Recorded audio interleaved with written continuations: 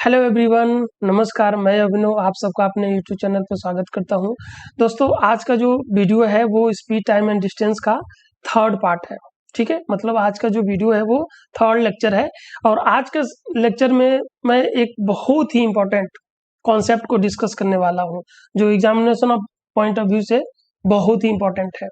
इस टाइप के जो सवाल आते हैं वो एग्जाम में हमेशा आते हैं, अक्सर आते हैं, चाहे आप यूपीएससी सी सेट का देख लो या एसएससी सीजीएल का देख लो, प्री और मेन दोनों में इस टाइप के सवाल आते हैं। और ये थोड़ा सा मतलब हाई लेवल का सवाल है, लेकिन मैं आपको उस तरीके से समझाऊंगा, कॉन्सेप्ट बताऊंगा कि आप विद इन सेकेंड इस सवाल को कर सकते हैं। ठीक है, और अगर आप मेरे चैनल पे पहली बार हो, मेरे वीडियो को पहली बार देख रहे हो और अभी तक आपने मेरे चैनल को सब्सक्राइब नहीं किया तो please do subscribe my channel. तो चलिए आज के वीडियो स्टार्ट करते हैं और एक बहुत ही सुंदर सुशील एक कॉन्सेप्ट को सीखने की कोशिश करते हैं। देखते हैं कि वो कॉन्सेप्ट क्या है। पहला जो टाइप के पहले सवाल देख लेते हैं, क्वेश्चन देख लेते हैं कि इस टाइप का जो हम बताने जा रहे हैं, डिस्कस करने जा रहे हैं, वो किस टाइप का सवाल है। तो क्वेश्चन है कि a man covers a certain distance और सर्टेन स्पीड। मतलब एक आदमी एक निश्चित दूरी को एक निश्चित समय में तय करता है, यानी एक निश्चित गति से तय करता है। यदि वो 3 किलोमीटर पर आवर किलोमीटर प्रति घंटा तेज चलता तो उसे 40 मिनट कम समय लगता। मतलब एक डिस्टेंस है, पर्टिकुलर डिस्टेंस है, और वह जो पर्सन है किसी निश्चित चाल से किसी निश्चित समय में तय करता होगा। ठीक है, अब आगे कह रहा है कि यदि वो उसकी स्पीड 3 किलोमीटर पर आवर अधिक होती तो उसी डिस्टेंस को ट्रैवल करने में वो 40 मिनट कम समय लेता। और दूसरा कंडीशन दिया हुआ है कि यदि वह 2 किलोमीटर पर आवर स्लोअर चलता, मतलब धीरे चलता, तो उसी डिस्टेंस को कवर करने में उसे 40 मिनट अधिक समय लगता। तो फाइंड द डिस्टेंस। तो हमें क्या बताना है, हमें डिस्टेंस बताना है कि डिस्टेंस कितना होगा। तो जहां भी इस टाइप के सवाल आते हैं, ये थोड़ा सा मतलब ठीक लेवल के सवाल है। तो इस सवाल को करने के लिए ये जो क्वेश्चन, पर्टिकुलर क्वेश्चन है, मैं आपको बताना चाहता हूँ कि कोई भी एक ऐसा एग्जाम नहीं है जिसमें ये सवाल ना आया हो। ठीक है, लेकिन सवाल को करने से पहले हम कॉन्सेप्ट को डिस्कस कर लेते हैं। तो जैसे मान लेते हैं, सपोज करते हैं कि कोई निश्चित डिस्टेंस है। मान लेते हैं कि ए एक पर्टिकुलर पॉइंट है और बी एक दूसरा पर्टिकुलर पॉइंट है। कोई पर्सन ए से बी तक जाता है S1 के स्पीड से, या ऐसे हम समझ सकते हैं कि कोई निश्चित डिस्टेंस जो है पर्टिकुलर पर्सन यस स्पीड से तय करता है। और कितना टाइम लगता है, टी टाइम लगता है। ठीक है, उसका ओरिजिनल स्पीड क्या है, यस है, और उस पर्टिकुलर डिस्टेंस को डी को ट्रैवल करने में उसे टी टाइम लगता है। ठीक है,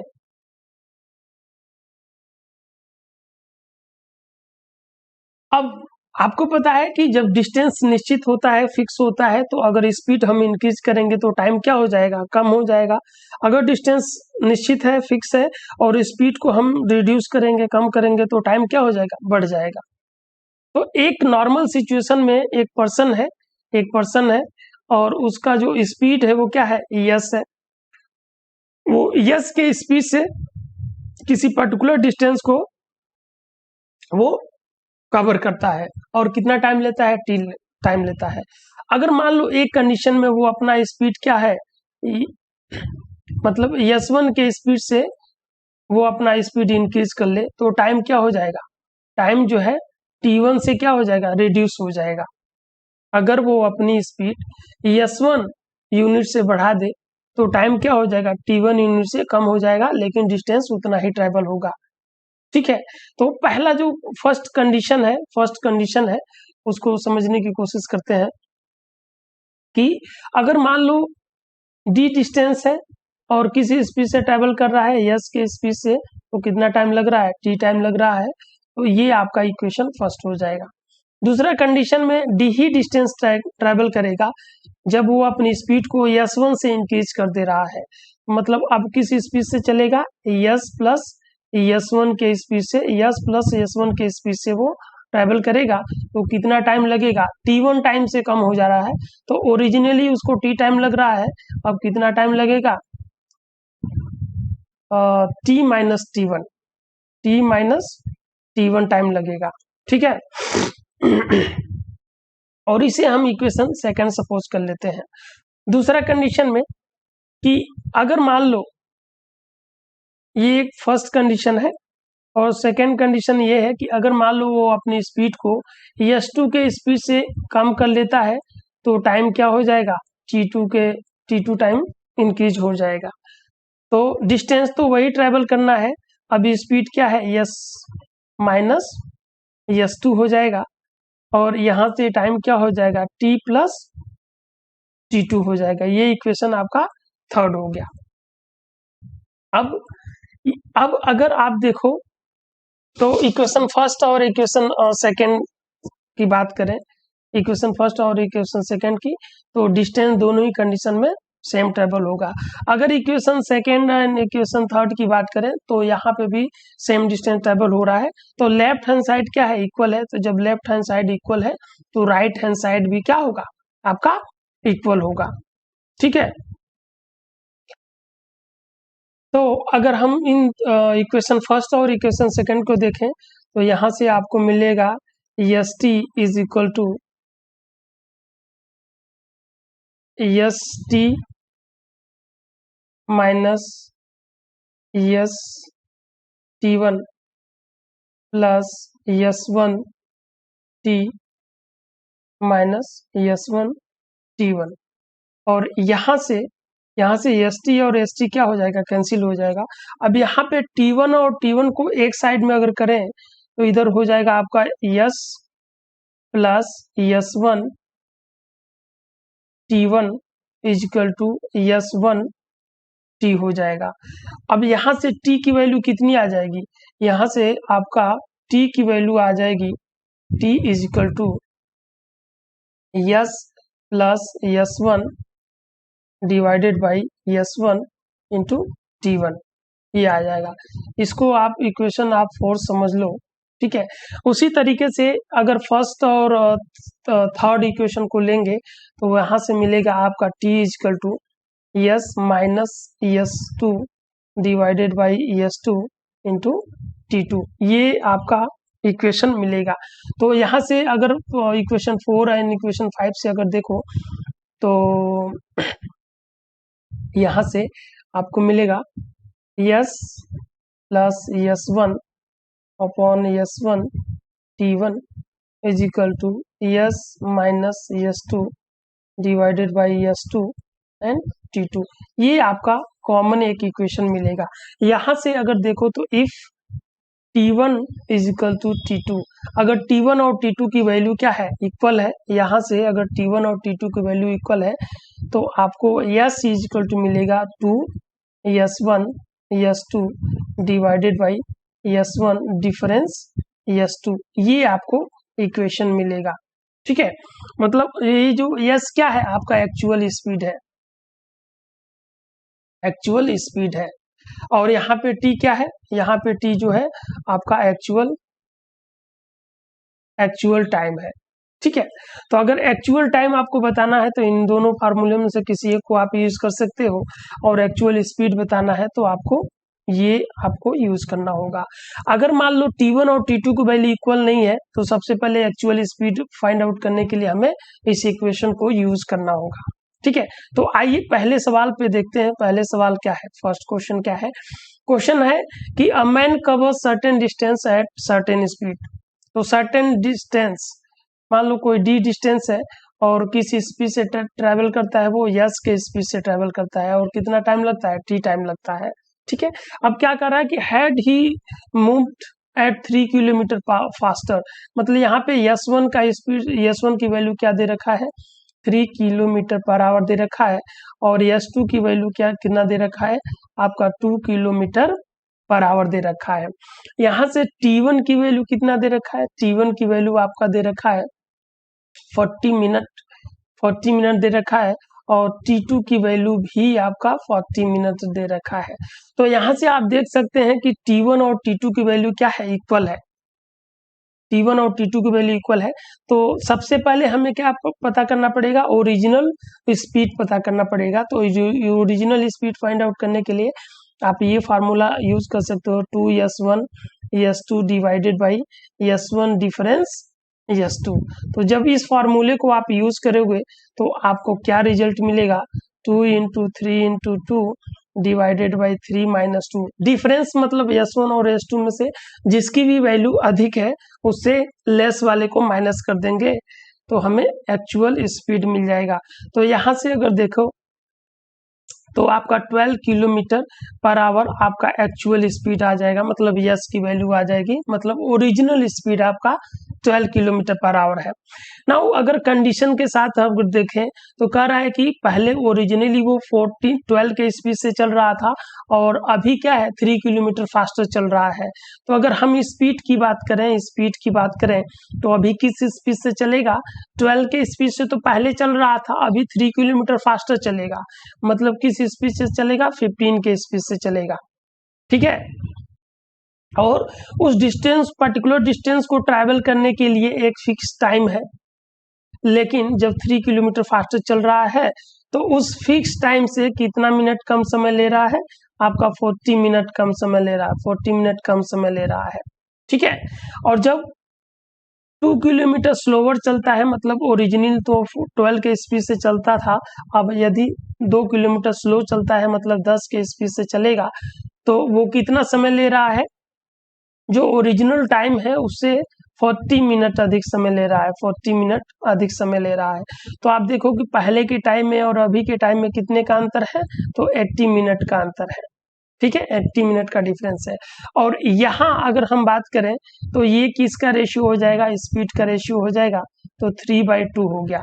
नाउ टाइम का रेशियो क्या हो जाएगा, टाइम का रेशियो इसके इनवर्स हो जाएगा। इनवर्स क्यों होगा, क्योंकि दोनों ही कंडीशन में सेम डिस्टेंस ट्रैवल किया जा रहा है।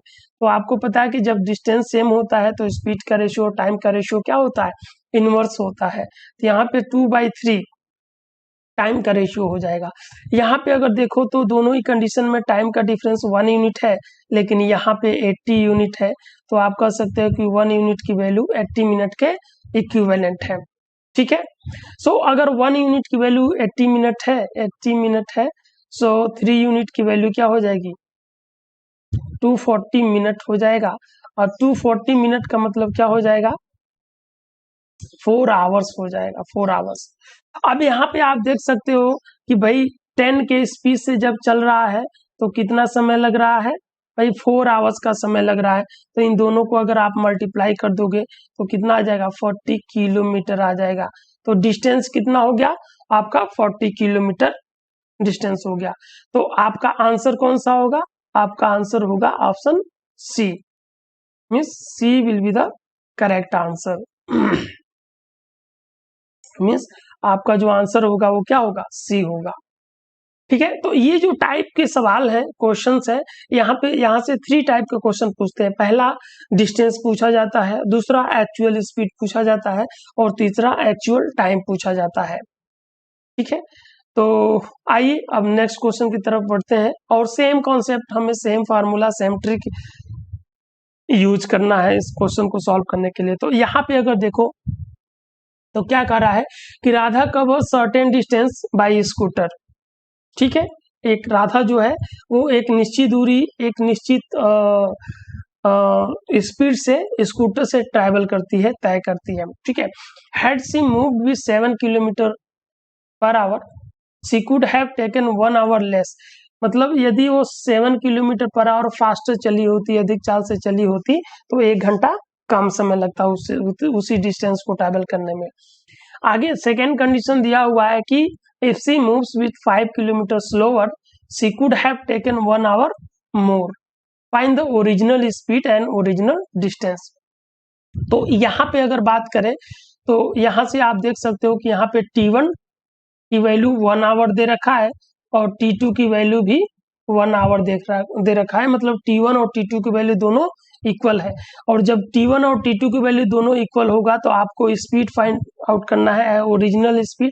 तो ओरिजिनल स्पीड के लिए आप ये ट्रिक यूज कर सकते हो, S equal to 2s1 s2 divided by s1 difference S2 आप इसे यूज कर सकते हो, और यूज करोगे तो आपका आंसर आ जाएगा 2 into 7 into 5 divided by 7 minus 5, तो ये आपका हो जाएगा 35 किलोमीटर पर आवर।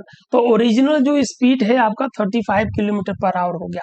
नाउ अगर कंडीशन हमें क्या बताना है कि हमें डिस्टेंस भी बताना है, तो अगर कंडीशन फर्स्ट कंडीशन की बात करें, ठीक है, तो ओरिजिनली वो किस स्पीड से चलता था, वो 35 के स्पीड से चलता था, मतलब चलती थी राधा, और अभी क्या है 7 किलोमीटर पर आवर फास्टर चल रही है।